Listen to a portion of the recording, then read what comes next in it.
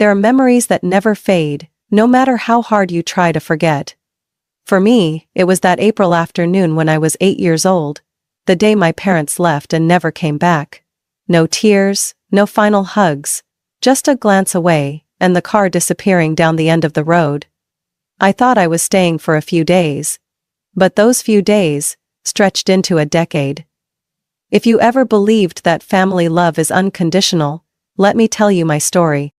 The weather was warm that day, sunlight blanketing the wooden porch of my grandma's house in Greenville, South Carolina. I remember clearly because I was clutching a beige teddy bear, the only thing left untouched from my old home. My mom didn't look me in the eyes when she turned toward the back seat. Her voice was a whisper, as if speaking louder might break her. "We just need some time to think, Liv. Be good and stay with Grandma for a while, okay?" I didn't ask anything. I nodded. Something I had done so many times it had become second nature. I thought there would be a hug, a kiss on the forehead, a promise to return soon. But no. My dad glanced in the rearview mirror and then locked his eyes on the road ahead. As I stepped out of the car, my small backpack hanging off one shoulder, Grandma was already standing at the door. She gave me a gentle smile, but I saw the sadness in her eyes. She knew. She knew I wasn't being dropped off just for a few days. Before the car came to a full stop, I turned to look back, as if I moved fast enough, I could undo everything. But the moment I reached the porch steps, the car turned around and rolled down the driveway without stopping once. "Wait!" I shouted, my little legs chasing after it for a few steps, hoping the brake lights would flash, hoping my mom would roll down the window and say they forgot my sandals. Or forgot me. But no. The car disappeared, leaving only a haze of dust behind in the golden light of sunset. I stood still, heart pounding, fists clenched so tight my knuckles turned white. In that moment, I didn't know whether to scream, cry, or collapse. That first night at Grandma's, she made macaroni and cheese, my favorite, and even lit a small vanilla candle by the dining table. But I couldn't eat. Every time she asked, I just nodded and said, "It's good," then kept stirring my spoon through the plate without taking a bite. That night, when she turned off the lights and tucked me in, I turned toward the wall and bit my lip until it bled, trying not to make a sound. But when the darkness settled in, I couldn't hold it anymore. I buried my face in the pillow and sobbed like the world had ended. And for me, it had. The next morning, I ran to the window every time I heard a car on the street. I imagined my mom stepping out, holding a paper bag filled with snacks, saying she had just gone to get gas. But no one came. A week passed. Then, a month. I kept watching the window every afternoon, silent as unfamiliar cars drove by. I learned to count my heartbeat whenever I felt disappointed. 1, 2, 3. Then I'd go back to the dinner table or the corner of my room. No one mentioned my parents. No one called. No one wrote. One time, I asked, "Grandma, did Mom say anything?" She gently shook her head, her wrinkled hand resting on my shoulder. "It's not your fault, Olivia. Some people just aren't ready to be parents." But that didn't comfort me. How could an 8-year-old understand ready? I didn't need them to be ready. I just needed them to come back. I began to dread the holidays. On Christmas I wrote to Santa asking to see my mom. On my 9th birthday I wished for nothing but my dad to show up. But it never happened. Once, Grandma took me to my new school, and the teacher asked for parent contact information. I lowered my head, unable to answer. Grandma had to hand over a guardianship form. I saw the pity in the adult's eyes, felt the light pats on my back. I hated it. I didn't want pity. I wanted my family. But as I grew older, I understood. They didn't go anywhere, they just didn't want me. And that's the most brutal thing a child can learn, that sometimes, the people who are supposed to love you the most, are the first ones to leave. I used to believe that what's broken could never be whole again. But Grandma Eleanor proved me wrong, in ways no one else ever had, with her unwavering presence, the warm hand she placed on my forehead every morning, and her constant belief in me, even when I couldn't believe in myself. She was the principal of Lakewood High School. A woman with neatly combed silver hair, always perfectly pressed blouses, and a voice that could silence an entire classroom with just one glance. But inside her small house in southern Greenville, she wasn't Principal Eleanor Rivers. She was the only one who sat beside me every night, patiently going over math homework, even when I got it all wrong. No one's born great, Olivia. But anyone can become great if they don't give up. Her voice was never loud, but always firm, and to me, it was stronger than any yelling in the world. Our mornings began at 6. She brewed coffee and read the Wall Street Journal, while I sat at the table, finishing homework I hadn't completed the night before. While my classmates watched cartoons, she showed me stock market updates. I didn't understand a thing at 9 years old, but she said, "Just read it. One day, you won't need anyone to explain it to you." And she was right. I still remember the first time she took me to the public library. Her hand rested gently on my shoulder as I stood hesitantly in front of the science section, where 2 boys sneered at me. "You want to know why rainbows have colors, right?" she asked. I nodded, still trembling. She bent down, eyes serious. "Then don't let anyone tell you that curiosity is shameful. Questions are a torch, Olivia. The smartest person isn't the one with all the answers, but the one who never stops asking." From that day on, I fell in love with physics. She bought me a small science kit, not a colorful toy set, but one that could actually burn your hand if you weren't careful. She didn't stop me. She taught me caution and how to respect knowledge. Every time I made a mistake, she didn't scold me or sigh. She simply asked, "What did you learn from this?" We didn't have much money. She still drove an old 2002 Ford with no A/seat that had to be started by tapping the steering wheel 3 times. Our house had only 2 bedrooms and worn-out furniture. But I never felt poor. Because she gave me something no one else could buy. The feeling of being seen, heard, and believed in. Once, I got an F in history for forgetting to turn in a paper. I was so scared I considered forging her signature on the notice. But when she found out, she didn't get angry. She just sat down and looked me in the eyes. You can choose the easy way and escape blame, or you can choose to face it, fix it, and learn something most smart kids miss: character. I rewrote the paper and turned it in. The next week I got an A. Not out of pity, but because I had truly earned it. That's how she taught me, not with punishments or prizes, but by showing me how to live with worth, even if no one else saw it but me. People often say, "I wish I had a better mom." As for me, I just needed Grandma Eleanor. Every time someone asks, "Where are your parents?" I no longer lower my head. I say, "I don't know, but I have a grandmother who's good enough for all 3 of them." When I was 10, she signed me up for free piano lessons at church. Not because she wanted me to become a musician, she simply said, "Music teaches patience. Patience helps you go far." Every night before bed, Grandma would come into my room, fix my blanket and pillow, and place her hand over my chest. "Your heart's still beating, that means you can start over any time." Every time I fell, she'd ask, "Do you want to stay down or get back up?" Every time I cried, she'd ask, "Are you crying to give up? Or to let go and keep going?"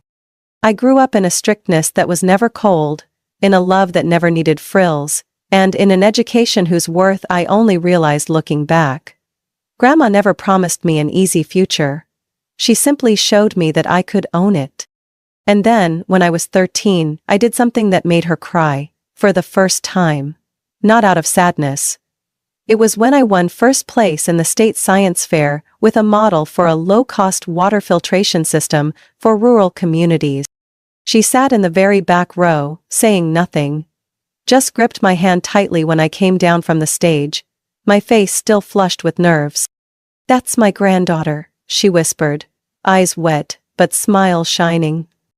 "You're just getting started, Olivia, and you'll go farther than anyone who ever left you."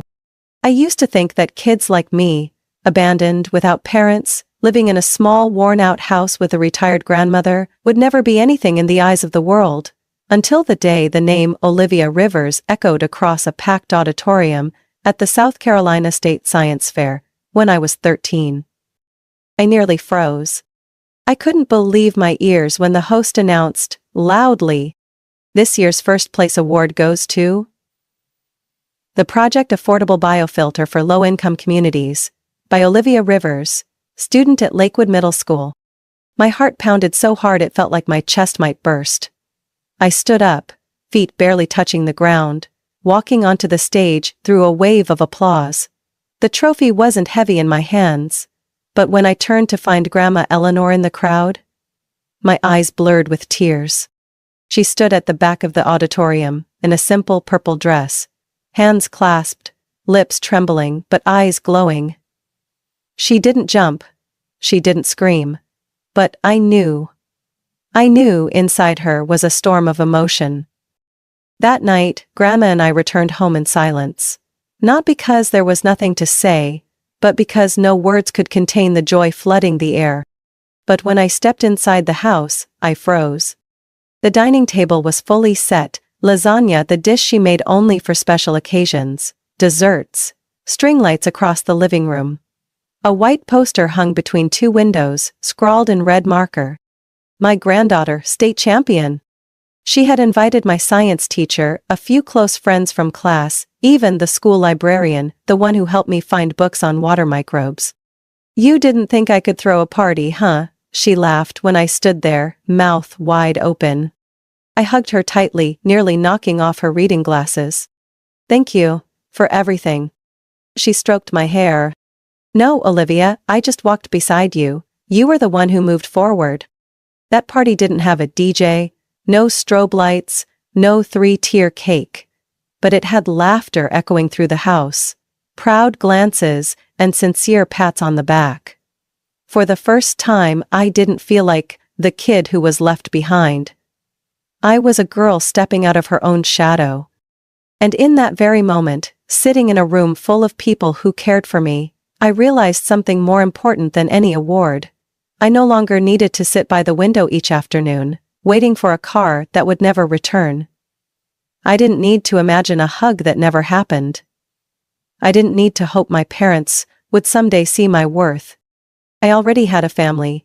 Not perfect, but real. Late that night, when everyone had left, Grandma sat with me in the quiet kitchen, poured me a warm glass of milk, and asked softly, "How do you feel?" I didn't have to think long. "I feel like I just won something bigger than the contest." She nodded slowly. "That's right. You just won back your belief in yourself." From that day forward, I stopped letting the past control my heart, the questions that haunted me for years. Why did they leave me? What did I do wrong? Became distant echoes, no longer able to hold power over me. I dove into my studies, not to prove anything to my parents, but to prove to myself that I was worthy of every bit of Grandma Eleanor's encouragement.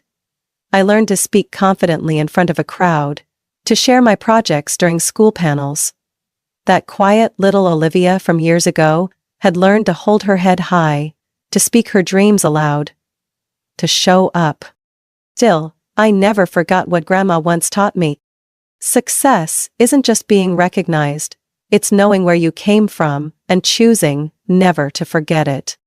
So every time I walk into a classroom, I still wear the old button-up shirt Grandma once tailored for me and the necklace she gave me for my 13th birthday, a silver chain with a pendant shaped like an old-fashioned key. She had only said, "One day you'll know what it unlocks." I giggled then, thinking it was a joke. Now I'm not so sure. Maybe she always knew that my first success was only the beginning. She never told me she loved me with fancy words. She loved me by teaching me how to tie my shoes tight, how to argue respectfully, how not to cry in front of someone who once hurt me. And maybe that's the greatest kind of love I've ever known. A love without conditions, without birth certificates, without shared blood. Just a daily choice to stay. I turned 18 on a brilliant fall afternoon, sunlight spilling across the small garden where Grandma Eleanor used to plant chrysanthemums and lavender. The breeze was cool, but her gaze was warm, just like the first day she welcomed a frightened 8-year-old girl out of a strange car. She had made a dinner reservation at the Mason Garden, the place she once called the Spot, to celebrate real milestones. Not fancy, but every corner held a memory. From the worn leather booths to the hanging wooden lavender chandeliers. It was a cozy party, just a few close friends, teachers who had guided me through science projects, and Dr. Kate, the doctor who treated my broken arm when I was 12. After everyone sang happy birthday and finished slices of her special apple pie, Grandma stood up and pulled a reddish-brown velvet box from her coat pocket. "This is your birthday gift," she said, her voice calm, but commanding the room to silence. I opened the box. Inside was a delicate silver necklace, with a finely carved key pendant. On the back, barely visible unless held to the light, was a tiny inscription. "Trust when the time comes." I looked up, puzzled. "What does it open, Grandma?" She simply smiled, a smile both mysterious and gentle. "One day you'll know." I didn't ask further. Somehow, there was something in her eyes that made me not want to break the sacredness hanging between us.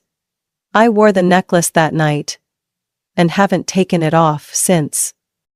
3 months later, on what seemed like an ordinary Tuesday afternoon, my world collapsed. I had just left my applied biology class at Greenville Community College when I got a call from an unknown number. The man's voice on the other end was shaky but clear. "Miss Olivia Rivers, this is Dr. Owens from St. Jude Hospital. I am very sorry. Your grandmother passed away from a sudden heart attack." I was frozen. No final words, no warning signs. Grandma Eleanor, the woman stronger than any storm I had ever known, was gone. In just a matter of minutes. I gripped my phone so tightly my knuckles went numb. I didn't blink. My ears rang. The wind outside was biting cold, but I felt nothing except the erratic thumping of my heart. By the time I got to the hospital, she had already been moved to the cold room. I couldn't look. I couldn't take another step. A young nurse placed her hand on my shoulder, soft as mist. She went very quickly, no pain, she just fell asleep. I didn't cry right then. I just turned away and sat down on a pale bench in the hallway, still clutching the necklace with the key pendant. Trust when the time comes. Was this the moment she meant? The days that followed blurred like a foggy dream. I handled the funeral arrangements, chose her favorite flowers, lavender and white chrysanthemums, and wrote the eulogy even though my hands wouldn't stop shaking. The turnout was unexpectedly large. Former students, former teachers, neighbors, even people I'd never met, all arriving with flowers, red-eyed, sharing stories about Grandma I had never heard before. She paid my senior year tuition without ever leaving her name. Principal Rivers was the only one who believed I could go back to school after I got expelled. My mother was sick and Eleanor was the one sending hospital money every month, under the name A Caring Friend. I sat in the front row, hands clenched around my necklace, tears streaming down. I had lost everything. My family, even if it was just one person, was now gone too. When the funeral ended, I returned to the little house with the white picket fence, where I'd lived for the past decade. Everything was just the same. The blanket still neatly folded, the books still on the shelf. The teacup she always used still had a lipstick stain on its rim. But she wasn't there.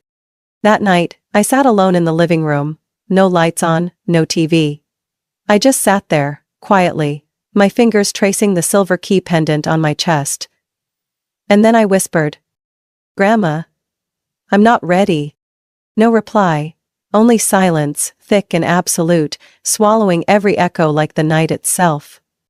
But in that exact moment, somewhere deep within, I heard what she had always taught me. You don't need to be ready to begin. You only need enough courage not to step back. Grandma Eleanor's funeral was held on a cloudy Saturday morning, just like she once said. A life should be honored under a calm sky without fuss. St. Clair's church was small but filled to the brim, former students, colleagues, neighbors, even strangers who had once been quietly helped by her. I sat in the front pew wearing a simple black dress and the necklace she gave me on my 18th birthday. My hands gripped the eulogy, printed on recycled paper, something she always encouraged to protect the environment. As the pastor's voice faded, people rose one by one to offer their condolences. I hadn't even stood yet when the atmosphere shifted, as though someone had opened a door and let cold wind flood straight into my chest. I turned around. And I saw them. My parents. I didn't recognize them at first. 10 years is enough for once familiar faces to become strangers. My mother, Stephanie, now had crow's feet around her eyes, her brown hair highlighted with pale blonde, and wore a black dress that seemed more chosen for social impression than grief. My father, Travis, entered looking composed but stiff. He wore a suit and black tie, but his eyes, those eyes I remembered too well, not an ounce of remorse. I stood still. They walked toward me, like stepping out of a warped old dream. My mother reached out, her voice, feather light. "Olivia, you've grown so much." I stepped back. Not out of shock, but because I felt something was wrong. There was something cold, vacant and hollow in the way they looked at me. Not the eyes of parents who had searched for their daughter for 10 long years. "We're very sorry about Eleanor," my father added, trying to inject emotion into his tone. "We came as soon as we heard." I didn't respond. I just stared at them like they were strangers intruding on a sacred moment not meant for them. And then what I had feared, and expected, came.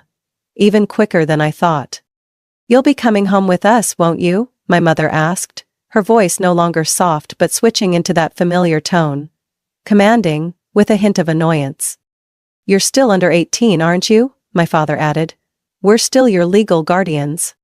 I stood motionless. It felt like someone had thrown a rock into my chest, and the icy ripples kept crashing inside me. Not one word about how I'd lived the past 10 years. Not a single pause for apology or uncertainty. They got straight to the point, as if I were just a document, or an asset, to be swiftly dealt with. "I'm not going anywhere," I said, my voice hoarse. My mother frowned. "Olivia, don't be childish. You're our daughter. Family is where you belong." I laughed. A dry, hollow laugh, even I didn't recognize it coming from myself. "Family," I echoed. For 10 years I waited at the window every afternoon. 10 years. And now you show up. Not for me, but for what she left behind. "Don't speak like that, Olivia," my father said, his tone tightening with frustration. "We both know she left behind assets. She was my mother. I have a right." I didn't move. I simply reached into my pocket and pulled out the envelope Grandma's lawyer, Mr. James Whitmore, had handed me just before the ceremony. "I think you should wait until the will is read. For now, I suggest you both step back. This is not a stage for your performance." My mother's face went pale, though she tried to maintain a polite smile. "You're misunderstanding. We just want to be here for you." I looked her straight in the eyes. "If that were true, you would have come sooner, not waited until she passed and rumors about money started to spread." I turned away, offering no more words. As I walked forward, my heart no longer trembled like before. The grief of losing Grandma was still there, dull and heavy. But it wasn't alone anymore. It was joined by anger, by clarity, and by a resolve not to let the people who once abandoned me lay a hand on anything that belonged to Eleanor. Not her money, not her legacy, and especially not me. The funeral ended in silence. I didn't look back. But I knew, this time, I was the one leaving them behind. Right after the ceremony, I was invited into a small room behind the church used for private parish meetings. The air inside was heavy, as if the gray wooden walls had absorbed too many bitter truths over the years. My parents were already there, seated on either side of a long wooden table, their eyes darting between the door and the neatly stacked documents across from them. They looked at me as if I were the outsider, but the truth was, they were the ghosts now. trying to force their way into a chapter that no longer belonged to them. Grandma's attorney, Mr. James Whitmore, stood by the window, adjusting his glasses. A tall man in his early 50s, calm in demeanor but with eyes sharp as blades. He nodded when he saw me, then motioned for me to sit beside him. "Thank you all for being here," he said, voice deep and steady but firm. "We will now begin the reading of Eleanor Rivers' last will and testament." My father, Travis arched an eyebrow and leaned back in his chair as if bracing to receive a hefty inheritance. My mother, Stephanie, tightened her grip on her purse, eyes locked on the briefcase in front of Mr. Whitmore. He placed his hand on the file and opened to the first page. The will was written 5 years ago and was last updated and notarized 8 months ago. Before I read the main provisions, I need to confirm one important detail. He turned to me. "Olivia, are you wearing the necklace your grandmother gave you?" I was slightly surprised but then reached up, pulled the silver chain from beneath my shirt and let the pendant swing in the air. He nodded. "Good, then we can proceed." My parents exchanged confused glances. My father spoke first. "Excuse me, what does that key have to do with the distribution of assets?" "I'll explain," James replied, his voice cool and controlled. He carefully flipped to the second page, then began to read. His voice filled the room, clear and resolute. "I, Eleanor Rivers, being of sound mind and of my own free will, declare that all my assets, including real estate, bank accounts, investment portfolios, and full ownership of the Rivers Educational Foundation, shall be transferred in entirety to my only granddaughter, Olivia Rivers." No one spoke for a few seconds. Then suddenly, "What?" my mother shrieked, springing up from her chair. "That's impossible. We're her biological children." My father slammed his hand on the table. "There must be some mistake. A minor can't possibly manage an estate of that size." James remained unmoved. He pulled out another folder from his briefcase, placed it gently on the table, and slid it toward them. "This is a certified copy of the legal guardianship termination signed by both of you 10 years ago, along with the court approval transferring full custody of Olivia to Mrs. Eleanor." I saw my mother's face drain of color. She snatched the papers, flipping through them with shaking hands. Her face looked bloodless. My father froze, then let out a bitter laugh. "She forced us to sign that. She must have manipulated the court so she could keep Olivia to herself." James shook his head. "No, all documentation is legitimate with witnesses and approved by a South Carolina judge. There is no indication of coercion or legal misconduct." "And what if we sue?" my mother hissed, eyes red, not with sorrow but with rage. James replied instantly, without hesitation. "You're welcome to try, but I'm afraid Mrs. Eleanor prepared every detail with utmost care. All assets have already been transferred into a trust, in Olivia's name before her death. You will not be able to touch a cent." I looked over at my parents. But there was no remorse in their eyes. Only disappointment that they had failed to claim the prize. I clenched the necklace in my hand, then spoke. For the first time since entering the room. "You left me when I was 8. No phone call, no explanation. She raised me, she believed in me, and now? You only show up when there's a cent of money?" "Olivia, you're being manipulated," my mother interrupted. "She filled your head with things that aren't true." I stood up. "No one filled my head with anything. What I know came from 10 years of your silence." Then I turned to James. "I want to proceed as she wished." He nodded, his eyes softening. "She also left you a private letter. But that's for later. For now, the legal matter is resolved. I believe this meeting should conclude." No one objected. My parents rose, gathering their things in silence. As they walked out of the room, my mother tossed one last line over her shoulder. "You'll regret turning your back on your family." "Victories," I replied softly, without looking back. "I'm not turning my back on family. I'm walking away from the ones who did it first." The door closed, and for the first time in days of grief, I no longer felt like a lost child. I was Olivia Rivers, and I was ready for everything ahead. I thought the reading of the will would be the end of it. I had hoped they would understand, accept, and return to the selfish world they had chosen 10 years ago. But I had underestimated greed, the one thing that had never run dry in their hearts. Just 3 days later, I received a notice from James's law office. My parents had filed a petition with the court to invalidate the will, citing concerns that Eleanor may have been psychologically manipulated prior to her death. I let out a bitter laugh as I listened to James read those lines over the phone. They think they can trample both truth and law just because they don't like the outcome, I said. James's voice lowered. You don't need to worry. We have all the evidence, but they won't stop anytime soon. And he was right. On a local news site, I saw a sensational headline.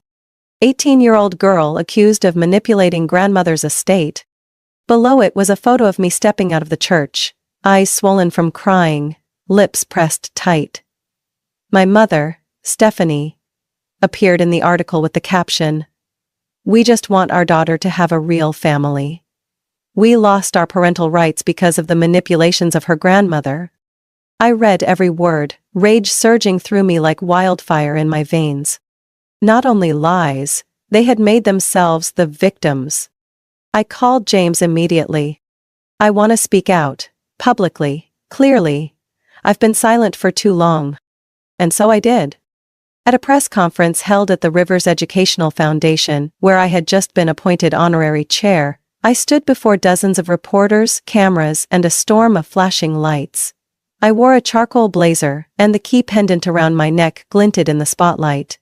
I didn't read from a script. I spoke from my heart. My name is Olivia Rivers. I am the only granddaughter of Eleanor Rivers, the woman who raised me since I was 8 years old, when my biological parents left me at her doorstep, without a single explanation. The room was silent. I continued. For 10 years, I didn't receive a single call, message, or letter from them. I grew up in love, discipline, and trust, given to me by my grandmother. And when she passed, they showed up. Not to share in the grief, but to claim what they never contributed to: money, honor, and power. I paused, then looked straight into the camera. I am no longer the child they left behind. Now, I am the one who revokes their right to call me family. That afternoon, as I was about to leave the office, the front desk called. Ms. Rivers. There are 2 people demanding to see you. They say they're your parents. I went to the lobby. And there they stood. Stephanie and Travis. Gone was the usual confidence. My mother was heavily made up, but her lips were tight with tension. My father wore a wrinkled dress shirt, clutching a stack of disorganized papers. Probably rejected appeals. Olivia, my mother began, her voice softer than usual. We need to talk. I folded my arms, standing tall, without inviting them in. You have nothing to say to me. My father cut in. This is family, sweetheart. We shouldn't be tearing each other apart like this. I laughed, a sharp, cold sound unlike any I had made before.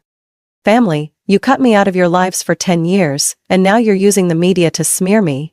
That's what you call family? We were wrong, my mother said, her voice beginning to crack. But who doesn't make mistakes? I stepped closer, looking her straight in the eye. The difference is, some people make mistakes and fix them, others make mistakes and just get worse. My father clenched his fists. We gave you life, no one can replace that. I pulled the silver key from around my neck and held it at eye level. Grandma Eleanor didn't replace anyone. She chose me. Every day, every moment. You chose to leave, and now, I choose to leave you. My mother whispered, almost pleading. You'll regret turning your back on blood. I took a deep breath. No. You'll regret ever thinking I'd stay silent. I turned and walked away, without looking back. This time, it wasn't them walking away like 10 years ago. This time, I was the one leaving, with my head held high, and not a trace of regret in my heart. 1 week after the press conference, I returned to Eleanor's home, where everything remained as it had been when she was alive. The wall clock still ran 3 minutes fast. The lavender by the window had clearly been watered every afternoon, and the cream-colored porcelain tea set still sat on the table, as if she had just stepped out to pick fresh mint from the garden. In her study, Attorney James Whitmore inserted a small silver USB drive into his laptop. The screen lit up with the words, "Only open when Olivia is ready." I swallowed hard. My hands were cold, but I nodded. James clicked play. The screen brightened, and there she was. Eleanor, clearer than any memory I had ever clung to. She wore a striped blouse, her silver hair neatly pinned back, her eyes bright but deep, as though she were looking through time itself. Straight into my heart.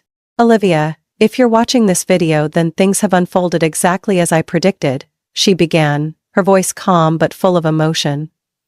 "I'm sorry I couldn't say this to you while I was alive, but some things are meant to be said at the right moment." I sat up straight, fingers tightening around the key pendant, waves stirring deep inside me. "You've always wondered about that key, haven't you?" She smiled gently. "It doesn't open a safe. It doesn't unlock a secret room. It opens another kind of door. A door I've spent my life preparing for you to walk through." The video shifted to clips. Children at a care center, pale but with bright eyes. Then footage of a row of small offices in an old industrial area. The faded sign reading, "Rivers Foundation for Abandoned Children." Her voice continued. "For many years, I've quietly built the Rivers Foundation, using profits from my investments and company to support shelters, foster centers, and scholarships for abandoned children across the state. No one knew who was behind it. And now, I want you to take it over." I was stunned. The screen returned to her face, serious but filled with pride.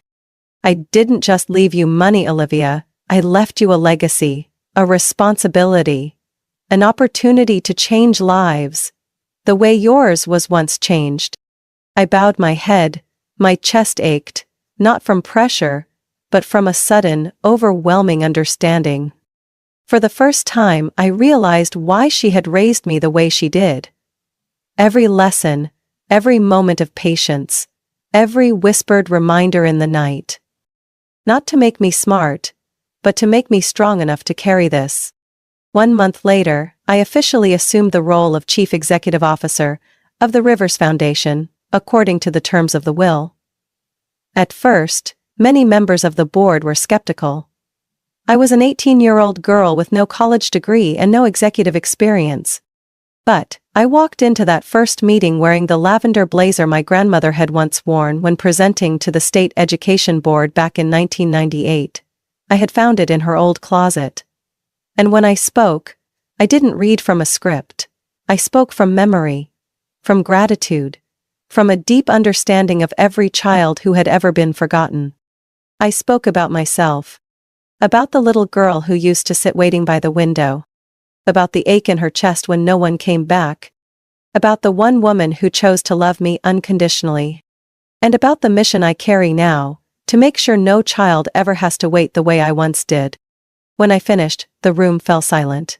Then the first person to clap was Mrs. Helen, the financial advisor who had worked with Eleanor for over 2 decades.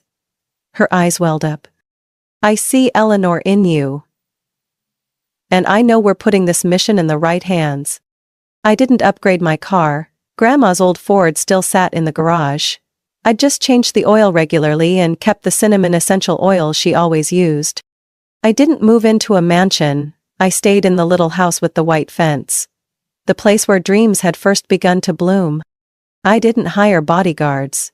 I drove myself to the centers, walked with the children to the park, told bedtime stories before they fell asleep. I used my own money to open 3 additional branches of the foundation, in Charleston, Columbia, and a small town near the Georgia border, where statistics showed the highest rate of child abandonment in the state. Each time I signed off on a scholarship or an expansion plan, I remembered her words. "True wealth isn't about how much you own, it's about what you choose to create." One afternoon as I left the new branch office, an 8-year-old boy tugged at my hand. "Miss Olivia, are you the one who built this place?" I knelt to his level and smiled.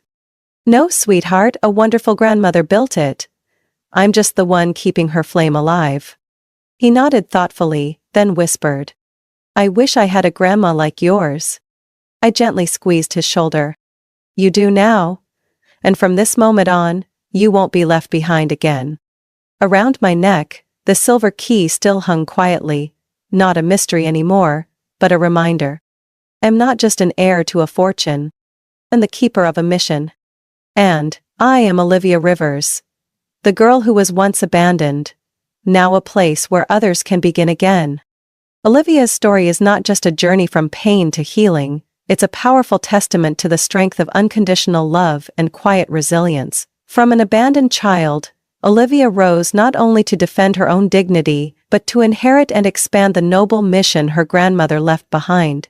She chose not revenge, but to build a future rooted in compassion and tangible action. The greatest lesson? Sometimes, real family isn't defined by blood, but by those who choose to stay when everyone else has walked away. What do you think about Olivia's decision? Do you believe she should forgive her parents? Share your thoughts in the comments below, and don't forget to follow the channel for more heartfelt, powerful stories about family and life.